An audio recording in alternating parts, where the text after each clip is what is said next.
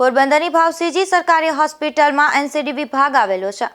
NCD વિભાગમાં બિનચેપી રોગોના અનેક દર્દીઓ સારવાર માટે આવતા હોય છે, પરંતુ આ વિભાગમાં વર્ષોથી ડોક્ટરો તેમજ સ્ટાફ નર્સની જગ્યા ખાલી જોવા મળી રહી છે। એનસીડી વિભાગમાં 2 ફિઝિશિયન અને 2 મેડિકલ ઓફિસર ઉપરાંત 2 નર્સિંગ સ્ટાફની જગ્યા ખાલી છે।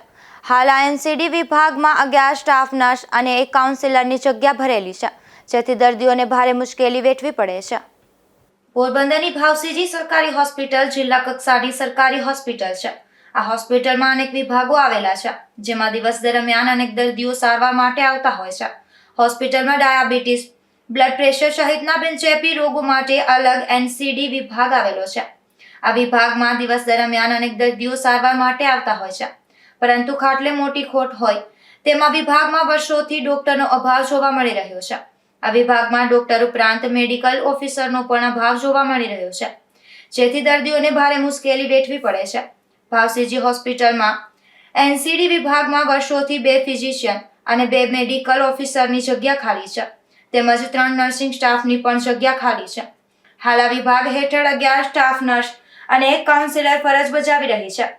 આ વિભાગમાં ડોક્ટરોની અછતને લઈને દર્દીઓને મુશ્કેલી વેઠવી પડે છે। અશોક થાનકી, ગુજરાત ન્યૂઝ, પોરબંદર।